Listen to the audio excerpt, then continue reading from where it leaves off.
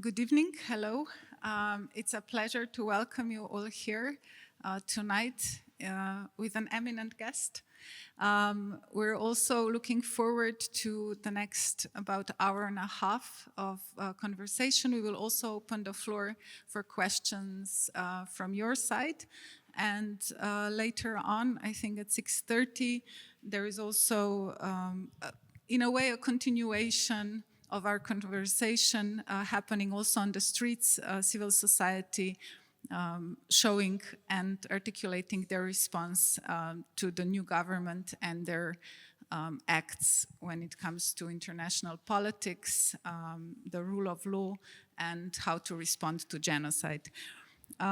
It's an honor that I can welcome here today General Secretary of Amnesty International, a doctor of political sciences, also one of the director of global freedom of expression at Columbia University.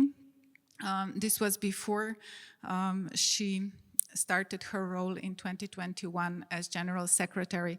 However, Agnès' story with Amnesty goes back in 1998 when she first began. In the meantime, she also worked as a UN Special Rapporteur, looking especially at extrajudicial summary and arbitrary killings. She did a very important work when it comes to researching what happened to Saudi journalist Khashoggi, but also gave very important analysis about the assassination of Iranian commander. So her work has been long speaking for itself. As an anti-racist, activist, feminist, and human rights expert, she's also somehow a proud and an example, I think, for everybody in the Amnesty movement and community. And I would like to actually start the conversation reflecting on your journey, on the fact that you have begun your work at Amnesty International, have experienced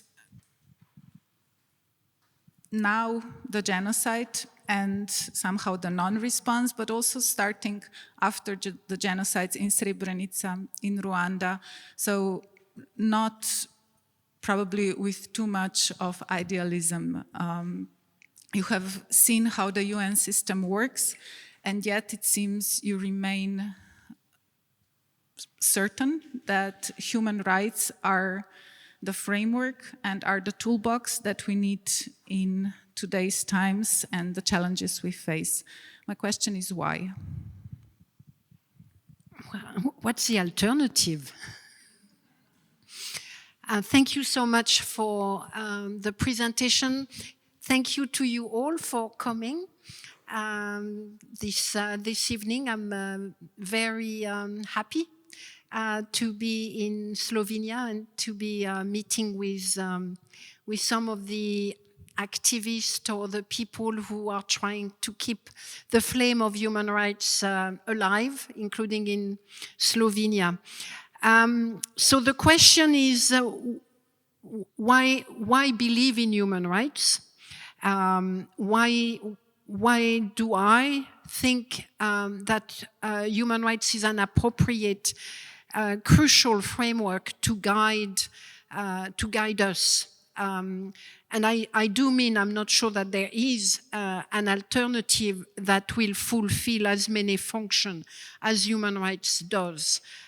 Human rights is a way of thinking about power. Human rights is a way of thinking about governance. Human rights is a way of thinking about accountability. Human rights is universal. Human rights is about the present, the past, and the future. You know, I cannot think of any other framework that allows us to look at politics, economy, culture, knowledge, education, individual, collective, social, civic, political. That is what human rights give to us. I mean, it's an incredible gift, which is grounded in almost every human experience of life. It is, yes, it was codified from 1948 onwards, but it is not just the product of one human history episode. It's much older. There are far better people than me who have demonstrated the roots of human rights are very deep. There are roots in every religion. There are roots in every philosophy. There are roots in every human history. And the codification that has taken place since 1948 is far more diverse than some may wish to suggest. All of the international conventions that are now part of what we call the human rights architecture are the product of initiatives by civil society, by state, and a multiplicity of state.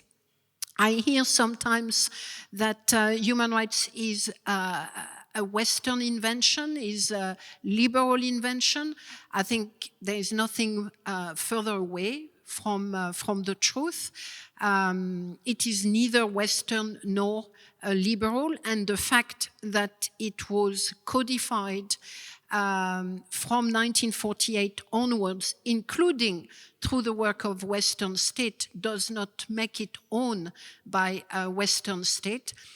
People forget that human rights were at the heart of the decolonization struggle, that the Universal Declaration for Human Rights were articulated very strongly by all those in Africa and in Asia who demanded independence, and they did that against the wishes of the European government. The fact that we have a convention on racial discrimination is thanks to the work of government from Jamaica to Ghana, and they did that convention against the wishes of the United States. Let's not forget that the United States has the greatest number of reservation of all states as far as conventions are concerned. So all of this demonstrate that the codification or the initial codification of human rights is not as important as to who claims human rights, who uses human rights, who fights for and with human rights. And that makes it a truly universal project. And that's why I believe in it. Okay. But do you see the situation has in the last decades changed? Because even from the countries like Palestine or Sudan, there are voices, Kenya, that warn that UN as the main somehow framework where the codifications took place has been very somehow clear and even doing great things and important documents in 70s, maybe end of 60s, 80s, but that now the system has somehow been changed so that it doesn't correspond to the challenges that we face today, especially with the veto powers. But then also we see that in the General Assembly, the courage, somehow the stamina of countries that are not what we consider West, perhaps is not as vocal as it was when the anti-colonial struggles happened. I might be wrong, but this You are wrong. Okay. South Africa is taking Israel to court at the ICJ. Gambia is taking Myanmar to court both of them over genocide. I do not think that the construction of what's happening right now as being solely driven by a few set of actors is correct. The biggest actors or the actors who are the most intent on destroying that system are coming from the Western world and Russia. You know, that is a reality. It is incorrect to suggest that right now we have a universal system, we have a human rights architecture, we have international justice, we have a General Assembly because the West wants it. That's not true. That's the opposite. The West don't want it. You know, the United States is doing everything it can at the moment, and it's not just Donald Trump, to destroy what has taken 80 years to construct. Russia is doing everything it can to destroy what has taken 80 years to construct. And those who are protecting the multilateral system at the moment are actually coming from the global south, and they are actively protecting it. Thank God for them. It's not just South Africa or Gambia, it's also the fact that it's the Africa group that is pushing for a global convention on taxation, the fact that it is a multitude of states from Asia to Africa, including Europe, that are pushing for a global convention on crimes against humanity. The initiative at the General Assembly level, including around Palestine, were driven by a multitude of states. So I do not believe that it is correct to suggest that at the moment the fact that we have still a multilateral system is thanks to a few Western states. It's giving them far too much, far too good a motivation than they actually have. They're doing the opposite. Now, if you're telling me that the world is dominated by a few states, absolutely. If you're telling me that right now we have predators that are roaming the public goods in order to dominate and to create an hegemonic system based on their interest, yes. And these predators are named Donald Trump, are named Benjamin Netanyahu, are named Vladimir Putin, and are named Xi in China. That is the reality of the world we live in. So it's absolutely politically and from a power standpoint squeezed. But people are fighting back and states are fighting back. Why does the feeling of powerlessness persist, though? Of what? Of powerlessness, of helplessness. That, you know, we're looking live genocide, and it probably plays with our feelings of blame, being complicit, feeling that we should do something, but we're not, we can't really stop it. And we can also talk about climate change. It seems that, so although in Europe even, we lived in privileged positions, it seems it's difficult to find a place where more people say, well, we can't do anything, what can we do?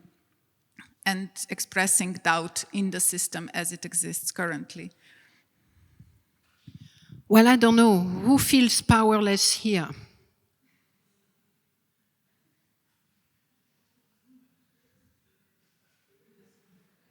Okay, so that's a few, but not the majority. I personally don't feel powerless. I do feel angry, but that doesn't mean I feel powerless. And I respect and understand people's feeling of powerlessness. We just need to, we cannot be complacent with ourselves. I'm sorry, we have far too privileged to feel powerless. We need to keep fighting. And we need to keep imagining, and we need to keep self-critiquing and determining what else, what more can I do? Because if we feel powerless, imagine what people in Gaza feel right now. And I'm not critiquing those that have raised their hands. I'm absolutely fully understand the depth of the feeling. But I'm also saying, we don't have the right to feel powerless, really, ultimately. We've got to find it upon ourselves to get together, to imagine something different, to keep fighting, and hope comes through action. Hope comes through agency, and we cannot give our agency away to anyone or to our feelings. So, should we feel powerless? Well, I agree that we have failed to stop a genocide. I agree that we are failing to stop ethnic cleansing in the West Bank. That has accelerated over the last 2.5 years, but dear friend, it has been going on since 1967. It is not just the product of the last years. So do we feel more powerless now because it's broadcasted live? Probably, but it is an ongoing historical process that has been grounded on Western complicity for far longer than the last 2.5 years. So we're not going to undo decades of complicity in 2 years. I think it's going to take far more. I am here because of you, but I'm also here because you have a president who is one among a few voices that have spoken about the genocide. And sadly, there are too few of those voices internationally right now. I have made it one of my job over the last year to go and speak to those voices, because I believe that they have an important role to play. There are so few political leaders that are demonstrating a global vision and an historical understanding of what's happening. We need to amplify those voices, and we need to ensure that they have a greater audience, because there is hunger for this kind of messaging. There is hunger for this kind of political leadership. And I think because she gives hope.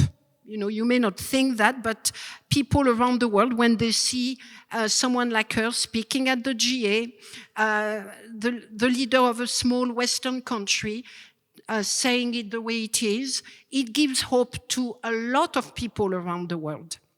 And when the Colombian president do that, when Lula does that from Brazil, it does demonstrate that we are not alone, that we are part of a global community, that right now the arc of history is definitely not going in the right direction, but that it means we need to keep fighting. And we need to keep imagining what else we need to do, what more we need to do, that is non-violent, because of course the temptation of radicalization and violent action is there. I don't think it will solve anything, in fact quite the opposite. It is, as Amnesty International, as a Secretary General, I meet a lot of people who feel helpless, or younger people who are tempted by much more violent action, and I see my role and the role of Amnesty International to provide people with avenues to work together, to act together, to mobilize together, to organize together. I think that's what civil society needs to do. That's what each one of us need to do. There is no immediate solution to the genocide. There is no immediate solution to the annexation. It's very clear. It's got to be, but what they are hoping for is that we're gonna be so helpless that we stop fighting. That's what they are hoping for. The US, Israel, and their allies. And that's the last thing we need to do. So look at it as a marathon, not a short race. Take big breath, take break. Go and hike, take care of your mental health. It is not gonna be happening tomorrow. That's clear. And it is for us, and for us as a leader of organization, to ensure that people we work with, have space to breathe, have space to take a break and then come back. But we cannot afford to give up, and we've got to keep fighting. I'll come back to the civil society, but you mentioned before the political leaders, and what we hear often in Slovenia is that, we're a small country, we can't do much. Yet there are examples of other small countries that do great things and big steps. Can you tell us a little bit about that and the examples that you think should be more of a rule? When people say I'm a small country, I have this West Africa proverb in the head. I don't know if you know it. If you ever think you're too small, try spending the night in a tent with a mosquito.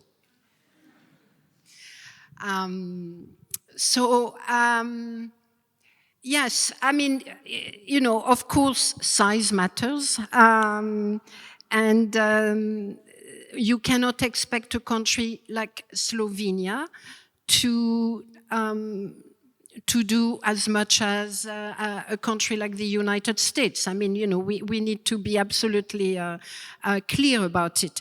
But size does not matter when it comes to giving impulse to the international community, creating space, putting together groups of reflection, initiating some political gathering of some kind. So you're asking me for ideas. I mean, it's very clear right now that nothing that is positive and that is happening is coming out of the superpowers. We mentioned South Africa, we've mentioned Gambia.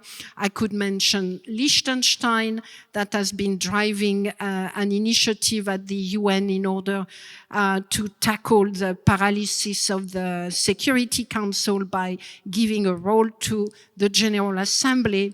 I've mentioned the Africa Group, and so on and so forth. So I do think that small state, or even more important, the role of a minuscule, tiny state called Tuvalu in the Pacific. It has about 10,000 inhabitants. I've been there, but I can't. It's a small island that is bound, if climate continues, to disappear by the turn of the century. They're very small, but they have been driving lots of initiatives around climate. Some of the best initiative around climate is with fossil fuel phase out. As you know, climate activists have been demanding fossil fuel phase out, meaning us being less dependent on fossil fuel until we're no longer dependent on fossil fuel. Since the Paris Agreement, it has been very difficult. The fossil fuel industry is very powerful. They come in very large number in UN, the so-called COP conversation, and nothing is proceeding. So this last year, some state got fed up with it and said, right, if the normal multilateral space does not deliver, we're going to create an alternative parallel process. And that's what they did. And of course, the states were not as small as Slovenia, where they were not that big. The Netherlands and Colombia got together and led the first fossil fuel phase-out conference, and it took place in April, and it was a success. So steps are taken, and there is the beginning of a true agreement towards it. So all of those are just example of what can be done. Yes, we cannot solve the big thing. Yes, Slovenia is not going to put an end to the Middle East war and to Iran, Israel, US, ridiculous, crazy, lethal conflict. But there are other things that smaller countries can do, and even because they are small, they feel less threatening, and they are better able to gather people and state that are representative of very different part of the world. So that's an encouragement to Slovenia, at least to the president. I don't know if your prime minister is quite taken by that, but it's a different issue. Now, the new flagship campaign at Amnesty is focusing on authoritarianism. And it seems it doesn't, I mean, it comes at too good of a time, even for Slovenia, with everything that's been happening in the last months here. We've seen, for example, in Greece, but also in many other countries, more and more violent policing of protests. In Great Britain, we have seen also illegalization of certain protest groups. We have seen in the past, where Amnesty was also vocal, illegalization of solidarity. So people who are trying to show solidarity with migrants being put to court. And at the same time, in Slovenia, we also have this judge at ICC that we're very proud of, but she is also subject of US sanctions. And it seems that they absolutely work in the sense that they have an effect on her life.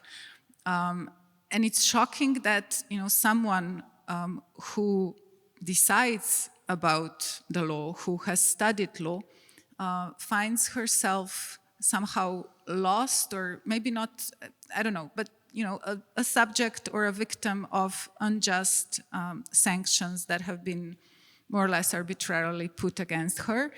And at the same time, we see also the violence increasing for well, let's say just everyday people who are trying to take to the streets and make justice one step closer to us. So how can they resist, or where do you see are the venues to resist these authoritarian practices that, yeah, it seems shrink the space and try to shut down the voices?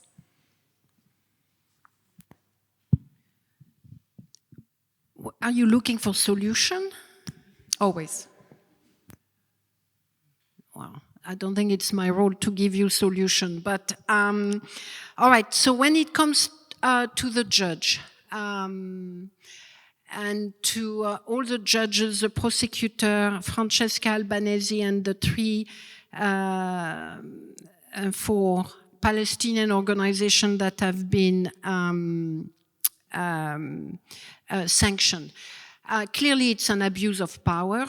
Clearly, it's an attempt to circumvent the rule of law and to undermine the independence of international justice. Because there is only one reason why they are being sanctioned, is because of what their investigation on Israel. Trump could not care less so far about their investigation on Russia. So it is an attempt to tell the judges, to tell the prosecutors that you walk my way, you follow my instructions, or you will be sanctioned. So it's a definite attempt on the independence of the judiciary. The predators and the bullies are able to behave the way they do because in front of them they have cowards. Our leaders are cowards of the worst kind because they have power and they don't use it. And it's very clear when it comes to the sanctions. When China was sanctioned, it has imposed blocking orders. So most of the sanctions against China have no impact because China is using its blocking orders to put an end to the impact of the sanctions. When any one of us are sanctioned in Europe, the Europeans do nothing. They have the mechanisms and the tool to respond to the sanction. Beside public championing, beside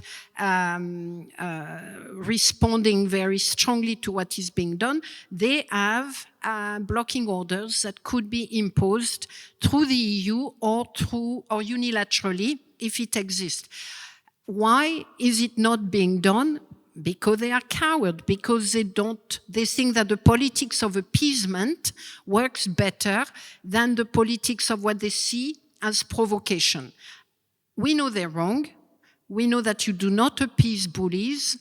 And I was hoping that they will have reached that realization about 2-3 months ago when they started making noise. But so far, the public critique of Donald Trump have not led to public action.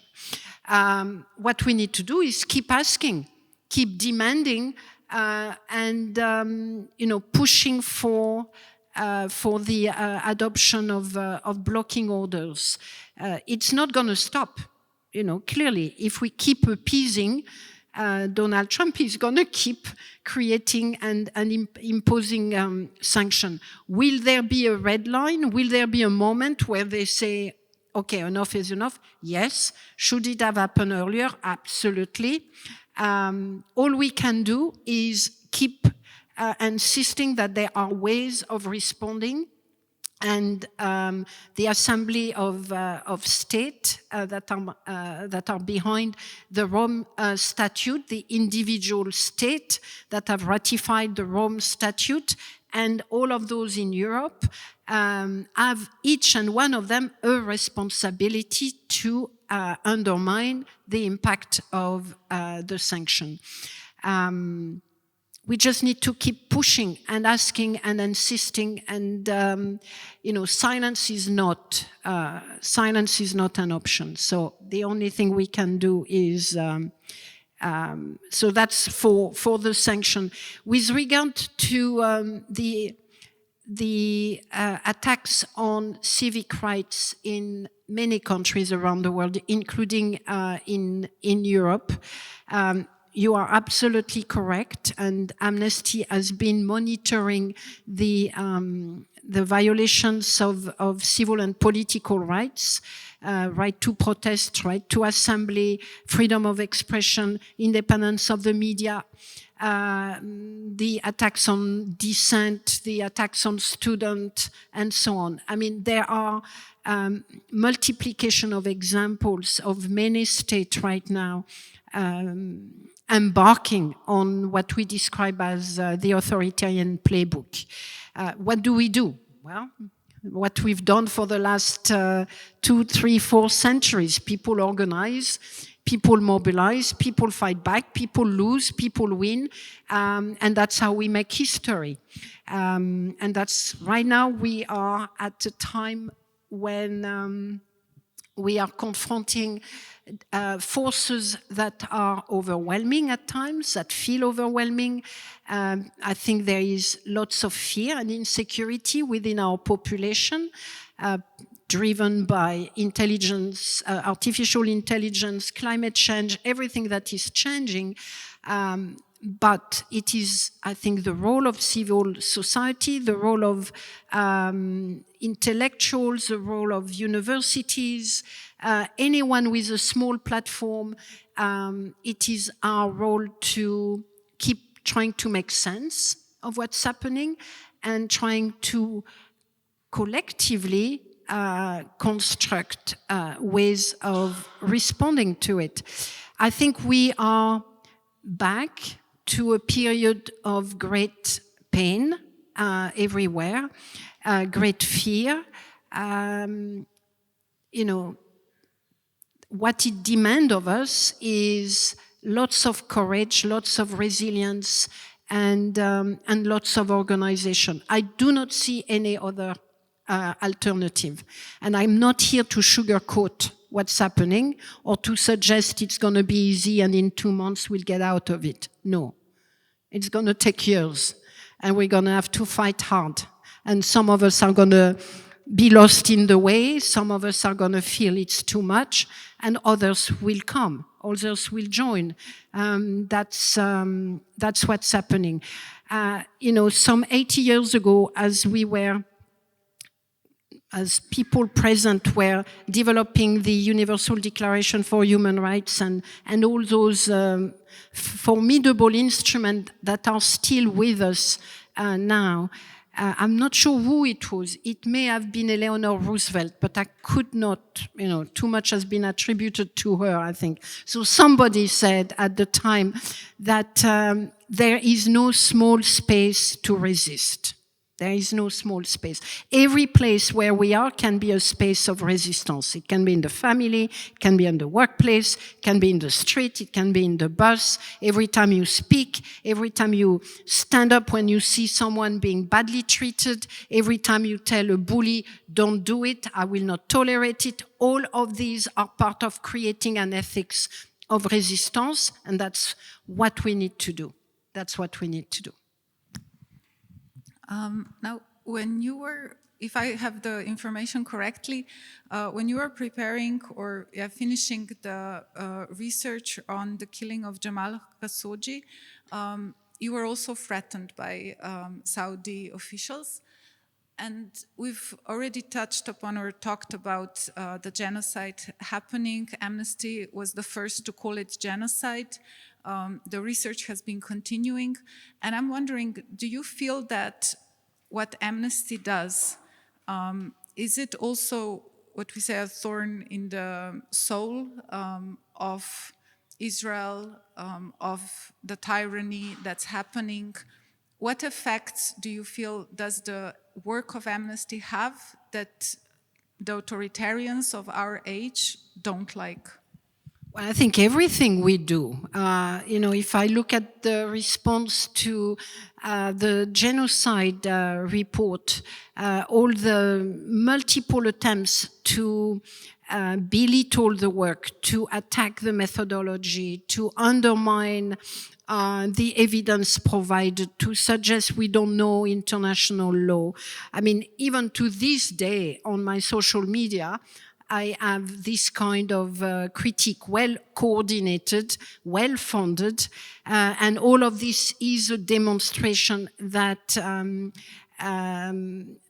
that the work we do has an impact, that the work we do is not tolerated by those who are responsible. The investment into the public campaign against Amnesty, against Francesca Albanese, against the Palestinian organization, against the flotilla. I mean, all of these are the proof that our action matter and our action bother and our actions have an impact.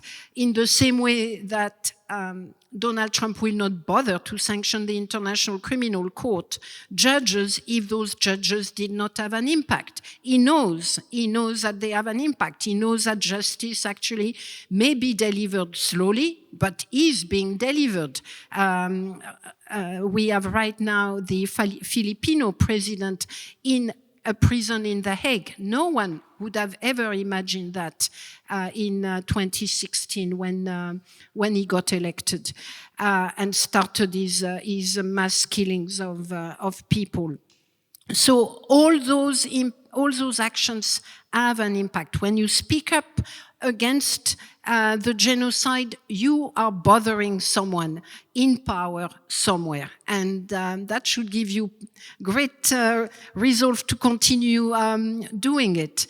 So yes, I have absolutely no doubt that we do have an impact, that the evidence provided by Amnesty has an impact, that we were not the first one. Huh?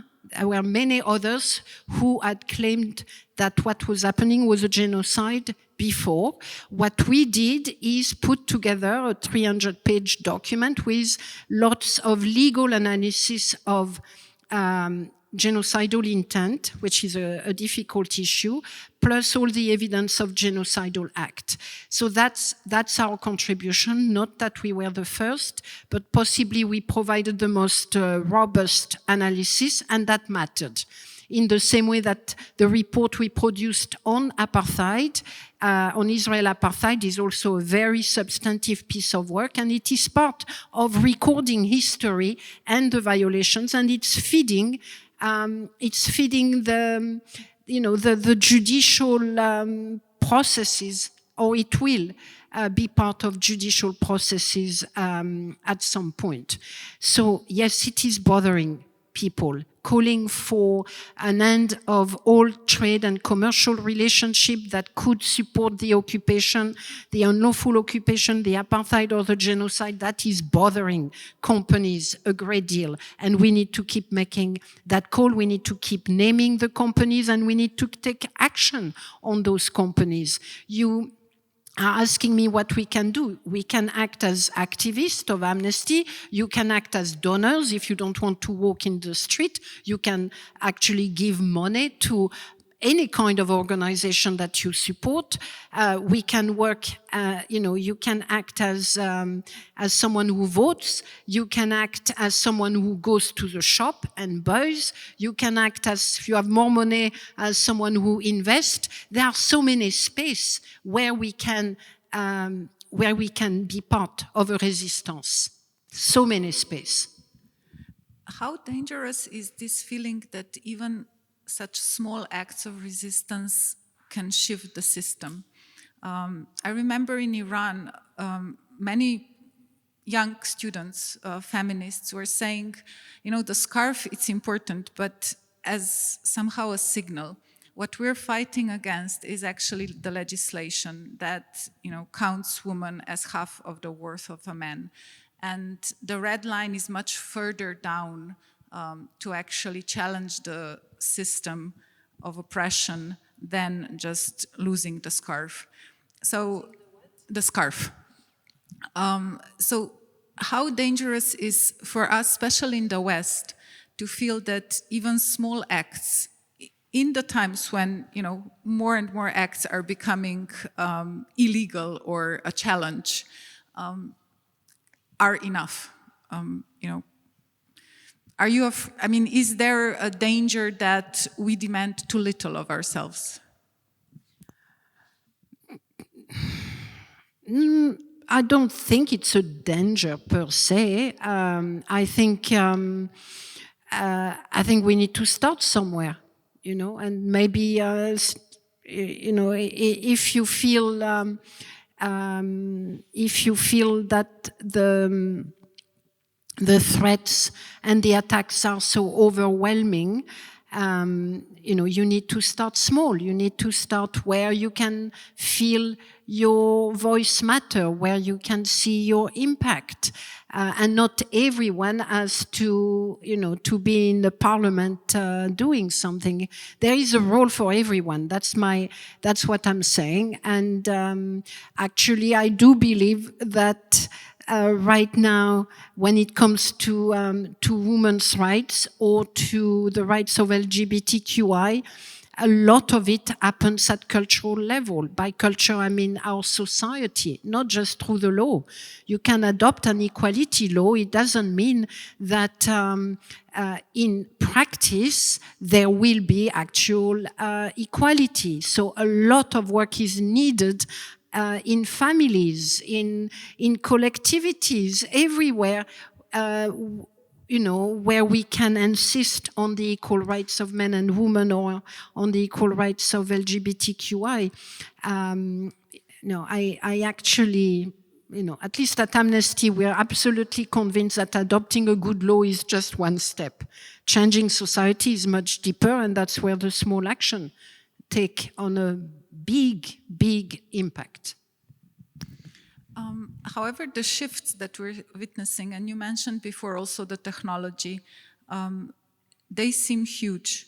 For example, in Slovenia, if we stay with Israel and what's happening, personally, we can be very careful at not choosing, for example, the dates that come from either the occupied West Bank or Israel, but at the same time we see that a contract for Israel to again start flights between Tel Aviv and Ljubljana has been now again put in place, and they're set to start doing the flights again.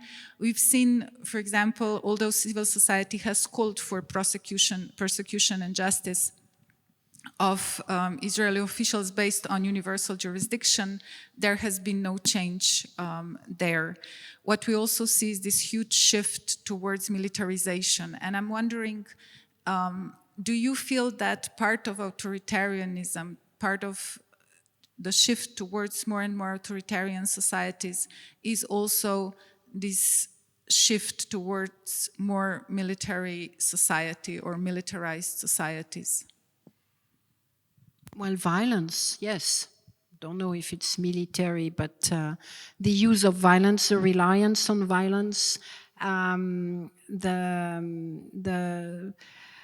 the adoption of laws that make use of force more lethal and more easy, that's part of the authoritarian playbook.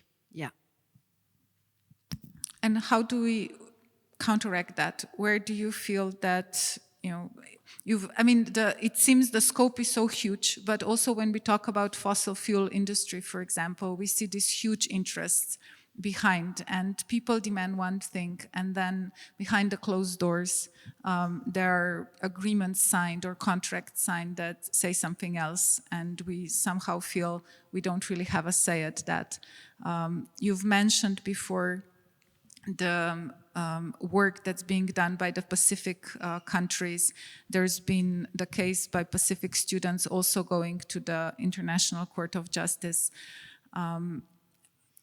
I'm wondering, you know, so how to, or where do you feel, and I know you've mentioned that any fight is important, but I think there's always this feeling also by people that they want to invest their time and energy into something where they feel it has an effect. And maybe this is also a well, I'll form this very long introduction into a question. Where do you feel that Amnesty's work has an effect on the ground where human rights violations are happening? How does it change lives? So there are many dimensions to your question.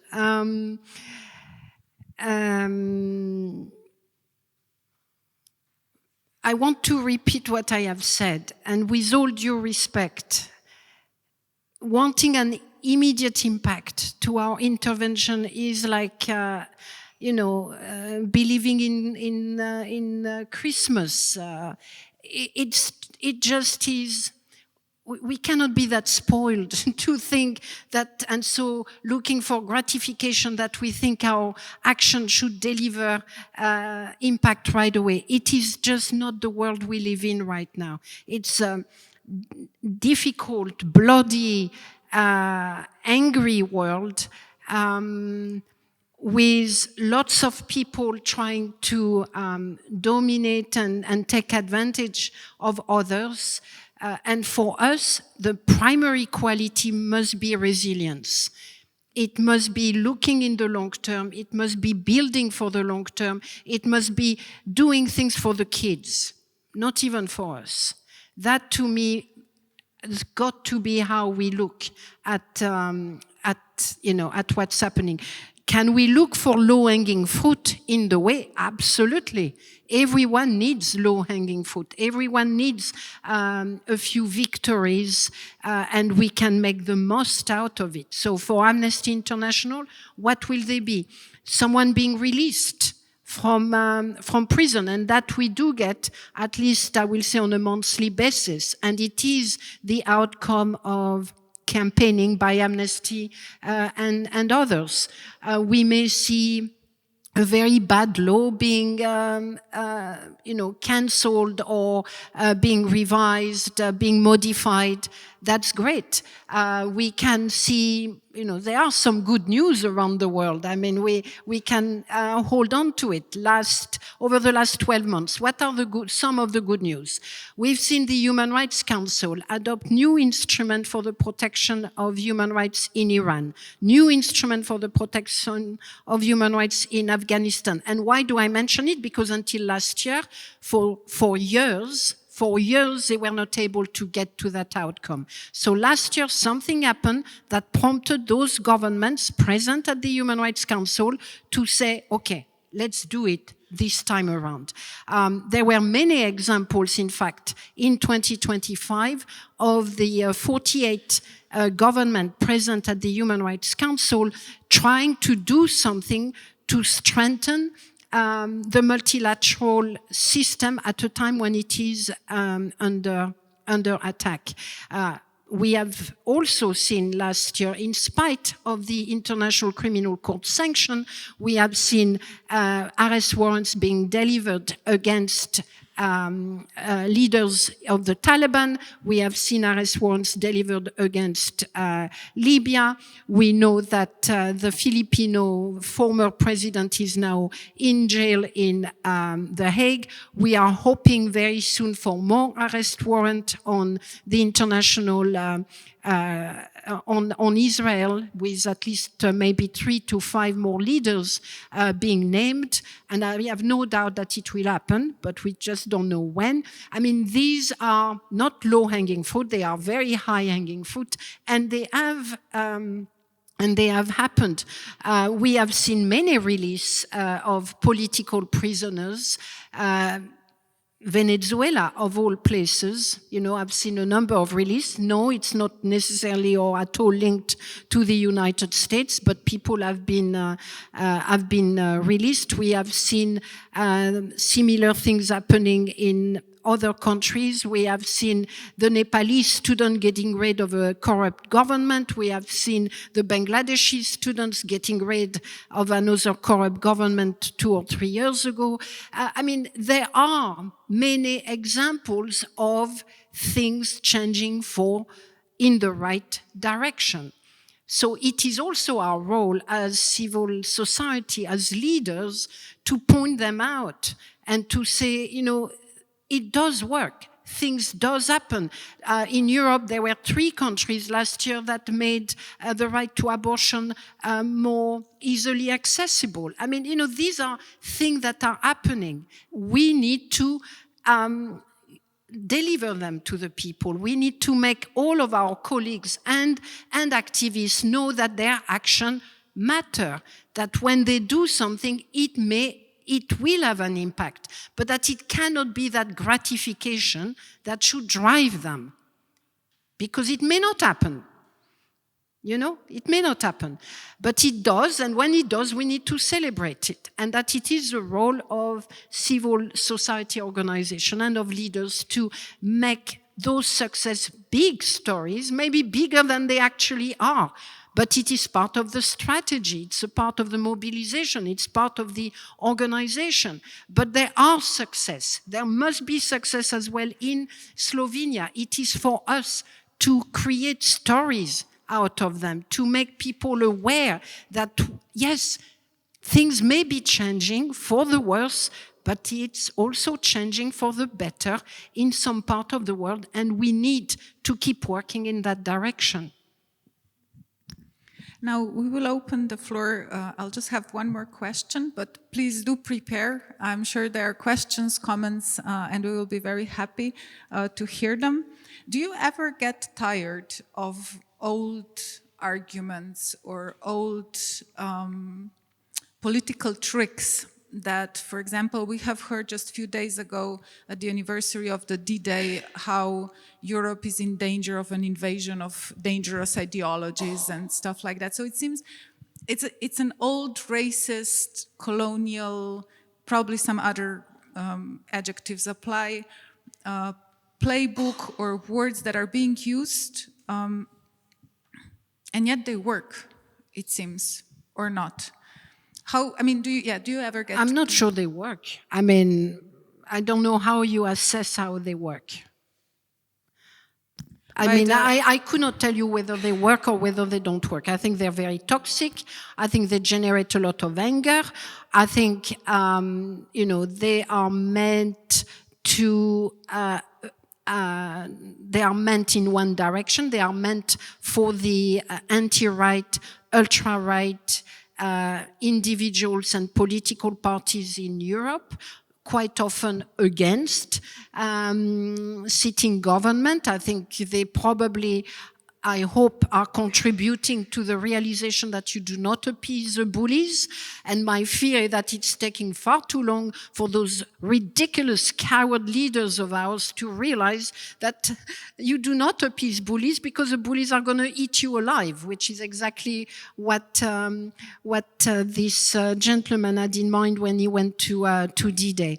So I don't know if it works. It certainly embolden the right-wing and ultra-right parties. Does it work more than that? I don't know. It's hard for me to tell you. I think it allows us actually to go to the people in the middle and to say, look what's happening. You have, very, I don't know, difficult characters, dangerous characters, spreading hatred and disrespecting our history, disrespecting what happened on D-Day, disrespecting all the non-white people who died trying to save us from ourselves. So I think there is a point where the toxicity of the ultra-right agenda turns against them. Actually, that's what the activists in the United States have been working with. I've been to a couple of places over the last few months, including to Minneapolis, to speak with activists and understand how they fight back, how they fought ICE. I can tell you that there are 2 or 3 key things. One, I'm going to repeat myself because that's where I learned it from. Get organized locally. In other words, the fight against ICE was not driven nationally, was not even driven at the city level. It was done at the level of what we call block in the United States. That's where people got organized to protect their neighbors on their block, not even the entire street, on their block. That's how localized it is, and that's how it worked. They meet in the evening, they put little bags together, they look at their street, they think, they decide who is going to walk the street at what time, who is going to go to the school to make sure that no ICE comes to the school, and so on and so forth. All of that is done at block level. And how could they do that so quickly, shall we say? Well, first of all, because it was done at block level and it was much easier to put together, but also because they had started getting organized during George Floyd, during the killing of this black man, which had generated a great deal of organization at street level by the people of Minneapolis. But I'm pretty sure that even if they had not organized already during the George Floyd era, because of the way it was thought out, because the philosophy was, I want to protect my neighbors. I can't stand to see those violent RoboCop walking my street and bullying me. I'm going to get organized and I'm going to knock on the door of my neighbors and said, let's come together, let's sit down together around my dinner table and let's plan. And that's how it started. And that's why I'm saying there is no small space to resist, because out of that, they mounted a vast campaign of resistance. So that's one thing I've learned from them. The second thing I've learned, which is at a bigger level, is that the Trump agenda, the violence behind it, the rabid racism in it, at some point, it's going to go overboard. And even those who may be, on their side, kind of, will think, ooh, too much for me. Really can't stand it. What is it that did that? Is to see little 5-year-old with their little backpack going to work, being picked up by RoboCop and thrown into a car. That is where the disgusting nature of their project is turning against them. And what do we do when that happens? We amplify their freaking toxicity. We amplify it. That's when we have a role to play, all of us at national level, beyond the street level. So it's an integrated approach. Anything that will cross a line, it's an imaginary line, but everyone in a country knows where the line is. You know where the line of your people is. You know what will tilt them to think, too much for me, can't take it. So what do you do at this moment? You don't go quiet. You pick it up and you say, this is what that government is responsible for. And you amplify as much as possible the toxicity of their action. That to me is how we're going to win eventually. That's what is driving at the moment some of the local activism in the US. And I think it is, there is much more than that. I see a lot happening in the United States, far less at the level of political parties, but far more at the level of cities, of the level of civil society organization. That's how we're going to change things. Right now we have a crisis of democracy, which is a crisis of political party and political representation. But local actions, local representation, what is being done at city level, the cities can be a formidable engineer, avenue for fighting back. So, that's how we need to think about it. It's an integrated action. The localized level is absolutely fundamental. That's where organization takes place. That's where we capture people's souls and action.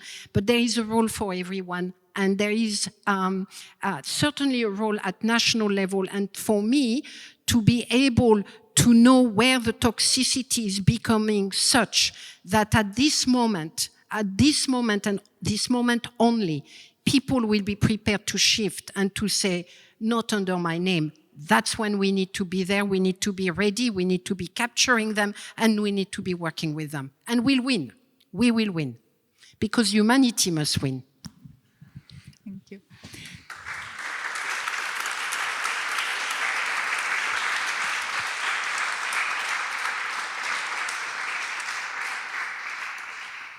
Okay, and now some questions, please, comments. Yes. Hello. I was thinking about posing a more technical question, if you will. I was exhilarated to hear how Ireland managed to forbid their institutional investors from investing into bonds of Israel, the war bonds. And I think this is, while slightly a boring theme, it seems to be a very effective way of combating this unbridled military expansion that they're doing. And this is also supported by the ESG law and all kinds of rules that bankers and others have. So I don't see that happening that much in Europe, anywhere else. But do you see maybe any examples that I didn't see, and how would you go about that? Yeah, I completely agree with you. I mean, that is another space that we need to occupy. You remember those days when was it, at the beginning of the 21st century, Occupy Wall Street? I think we need to occupy enterprise and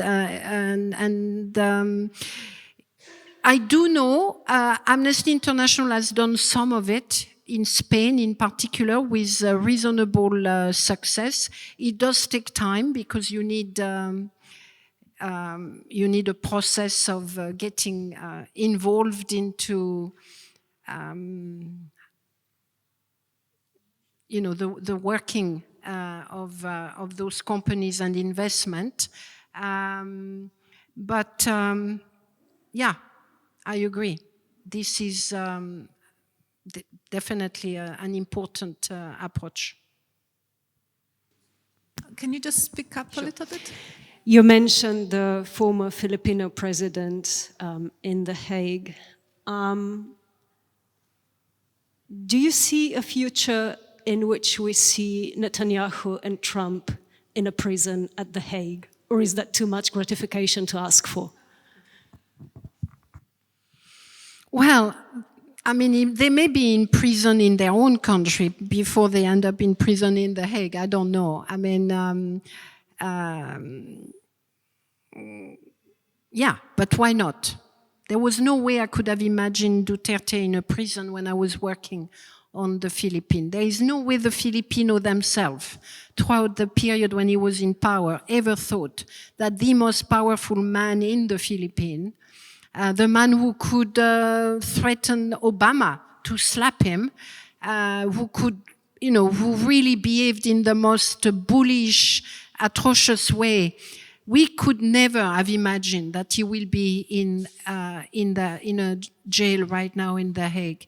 So why not? I mean, you know, of course, Netanyahu and Trump are the leaders of the different countries, and that we'll have to wait until they are no longer protected by their immunity.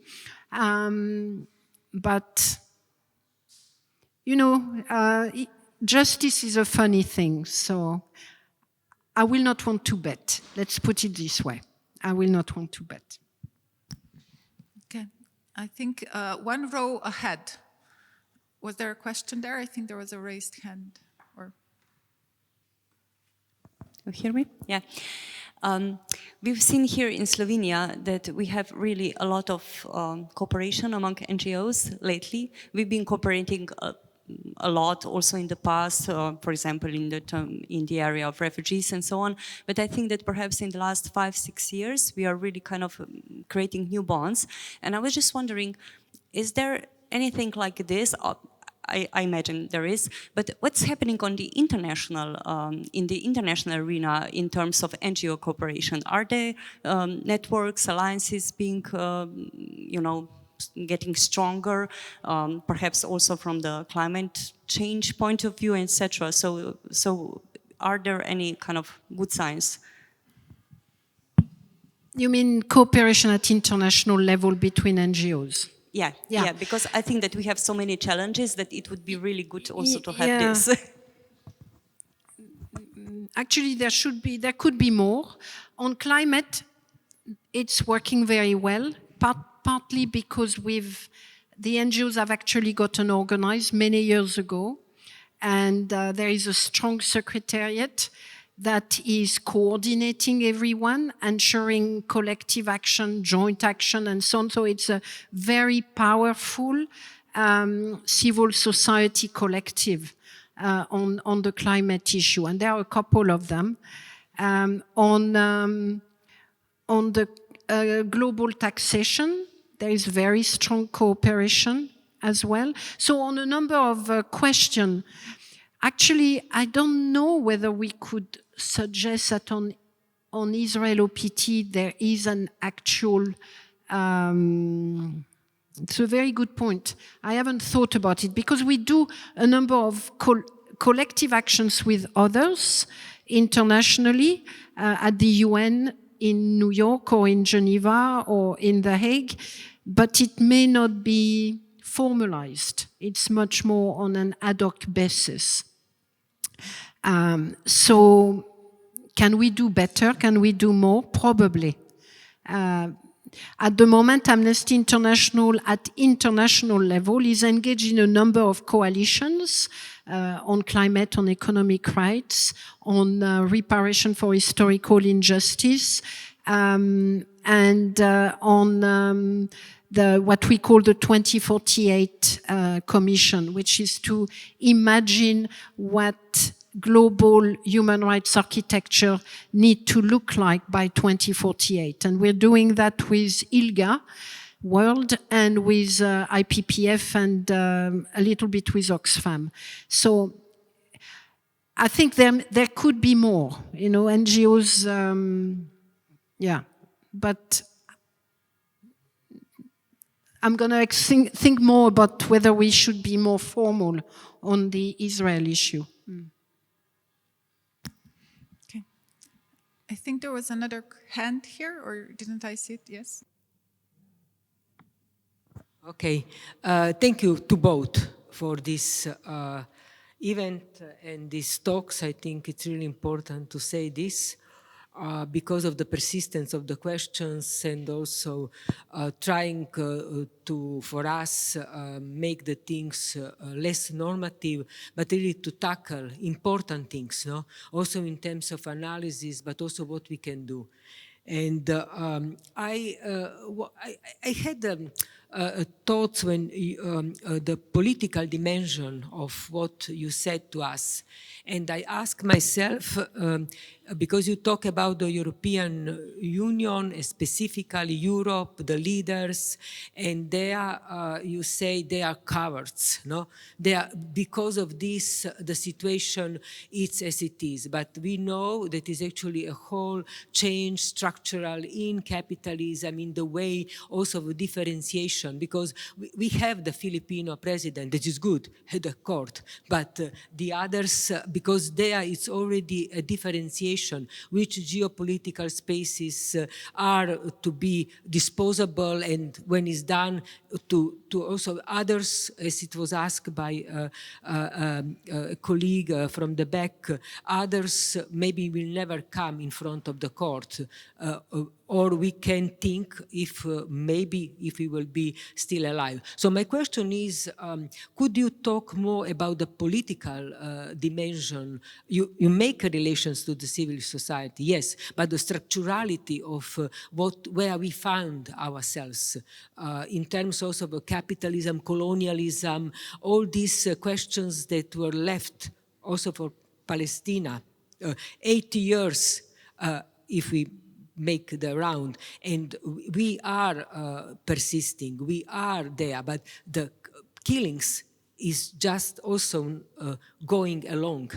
And while we do small actions, thousands of people are dying. Now that we talk, people are dying in the West Bank, in the Gaza. I just would like to get your opinion on this question. Thank you very much.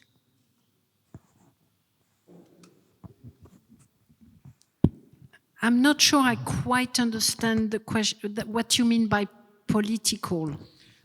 Yes, I want to know the structural, how you see the structurality of these changes, not only to say cowards, no? They are not cowards, they have practically their agenda. So maybe the question of the analysis, if can be more structural, because also what's going on in US, there it's a big history of civil riots, of disobedience by the black communities. We learn from that. So that this is going there, it's history of resistance, of coming together and so on. So just, I would like to hear.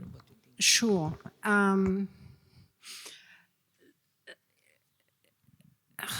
Look,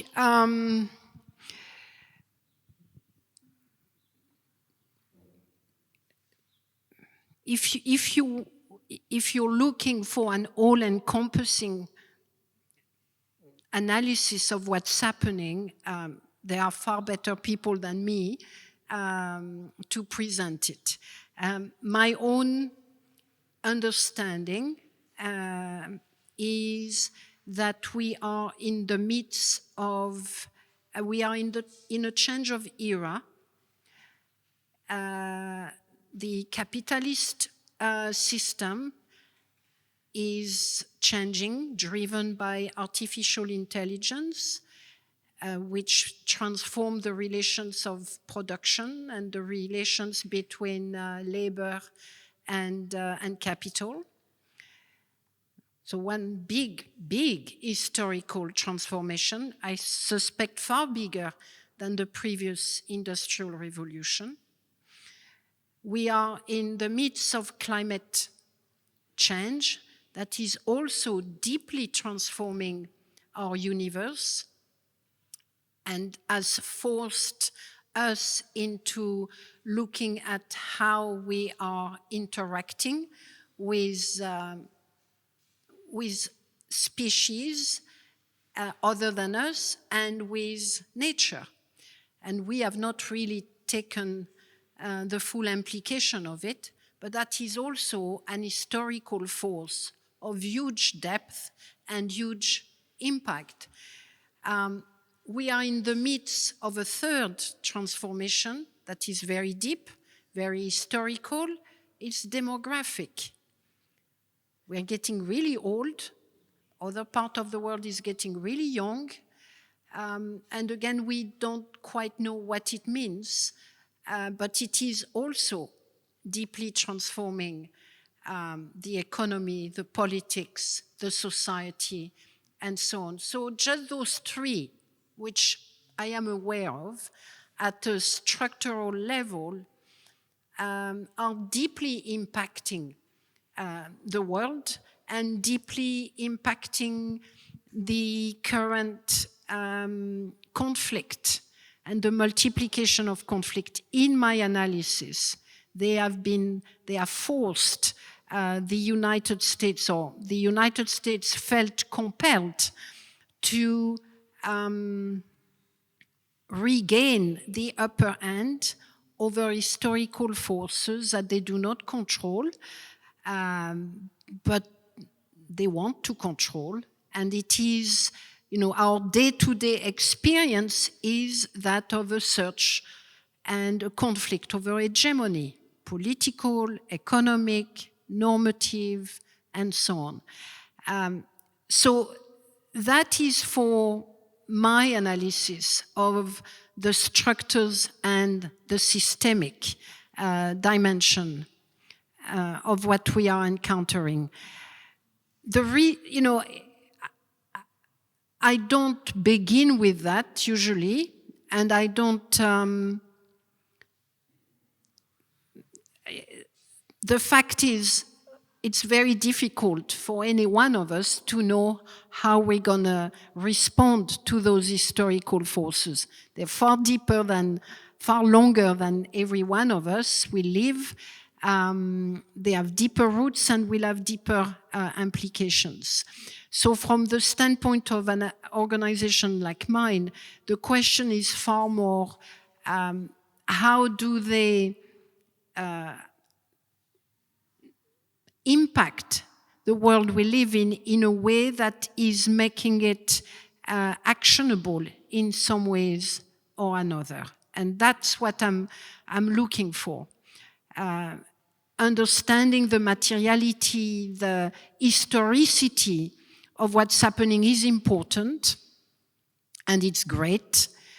And it may impact on the strategy and the tactic, but it may also not directly impact on the strategy or the tactic. Ultimately, we know that the genocide must stop.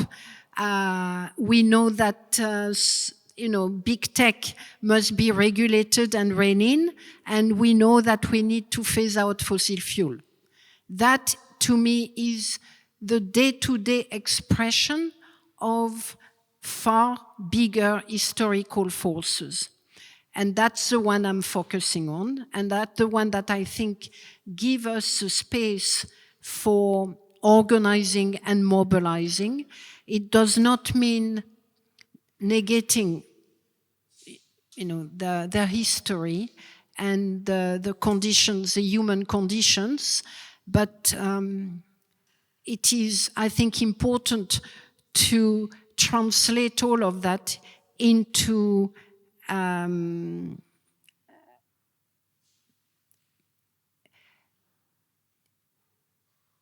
to translate it into something upon which we can act.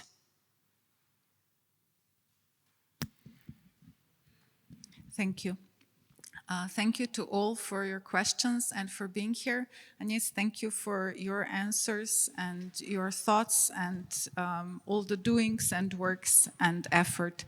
Talking about action, there is a chance to continue our evening also on the streets in solidarity with Palestine. I think in a few minutes the procession is going to start and continue through the city, so you're warmly invited to that. And I think, if I understood correctly, courage.